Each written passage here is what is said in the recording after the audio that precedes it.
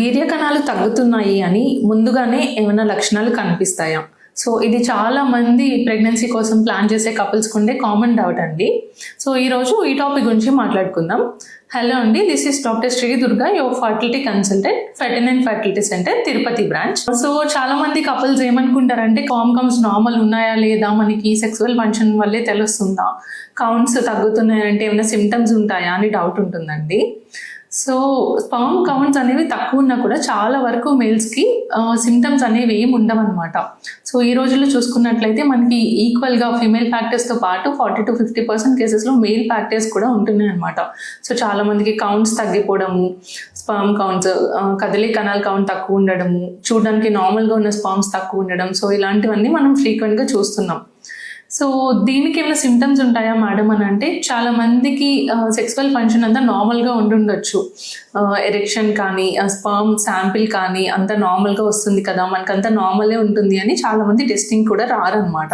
So మీరు కనుక పిల్లల్ని ప్లాన్ చేస్తున్నట్లయితే 1 సంవత్సరం పాటు రెగ్యులర్గా కలిసి ఉన్నారు, అయినా కూడా ప్రెగ్నెన్సీ రావట్లేదు అని అంటే డెఫినెట్గా మీరు డాక్టర్ని కన్సల్ట్ అయ్యి ఒకసారి స్పర్మ్ టెస్ట్ అనేది చేసుకోవాలండి.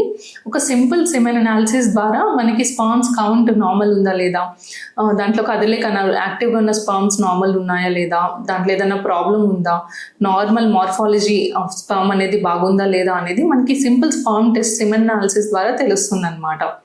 సో కొంతమంది మేల్స్కి ఏంటంటే ఏదైనా హార్మోనల్ ప్రాబ్లమ్స్ ఉండి టెస్టోస్టిరోన్ లెవెల్స్ కానీ హార్మోన్ లెవెల్స్ కానీ తక్కువ ఉన్నట్లయితే వాళ్ళకి ఈ సెక్సువల్ డిస్ఫంక్షన్ అనేది కూడా ఉండే అవకాశం ఉందన్నమాట.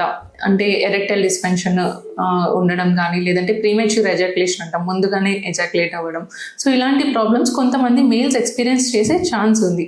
బట్ ముఖ్యంగా గుర్తుపెట్టుకోవాల్సిన విషయం ఏంటి అని అంటే, సో మీకు గనక పిల్లలు అవ్వట్లేదు 1 year పాటు అన్నా కూడా, లేదంటే ఫీమేల్ పార్ట్నర్ ఏజ్ 35 years కన్నా ఎక్కువ ఉంది అని అంటే ఈవెన్ 6 monthsలో కూడా మీరు వచ్చి ఒకసారి ఫర్టిలిటీ కన్సల్టెంట్ని అప్రోచ్ అయ్యి ఈ సింపుల్ సెమెన్ అనాలిసిస్ టెస్ట్ అనేది చేసుకోవచ్చు. సైమల్టేనియస్గా మీ వైఫ్కి కూడా టెస్ట్ చేయించుకోవాలి. సో కొంతమందికి ఏంటంటే సడన్గా మా దగ్గరికి వచ్చినప్పుడు స్పర్మ్ టెస్ట్ చేశాక దాంట్లో స్పర్మ్స్ చాలా తక్కువ ఉండడము, లో కౌంట్స్ అంటే less than 8 million అట్లా కౌంట్ ఉండడము, చాలా మొటిలిటీ తక్కువ ఉండడం, కొంతమందికి అయితే ఆబ్సెంట్ స్పర్మ్స్ కూడా ఉంటాయన్నమాట. దీన్ని ఎజోస్పర్మియా అని అంటాము.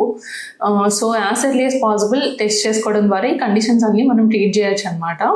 సో కొంతమంది ఏంటంటే ఇట్లా ఎవాల్యుయేషన్ చేసుకోకుండా ఇయర్స్ ఉంటే ఉన్న స్పర్మ్స్ అన్ని కూడా తగ్గిపోయి మనకి న్యాచురల్ కన్సెప్షన్ ఛాన్సెస్ తగ్గుతాయి. అండ్ మనం ట్రీట్మెంట్ చేసి IVF అలాంటి ట్రీట్మెంట్ ద్వారా కూడా ఛాన్సెస్ తగ్గుతాయి అనమాట. సో ఎర్లీగా కనుక మీరు డయాగ్నోస్ చేసుకుంటే దానికి ప్రాపర్ ట్రీట్మెంట్ తీసుకుంటే డెఫినెట్గా ఇంప్రూవ్మెంట్ అనేది ఉంటుంది.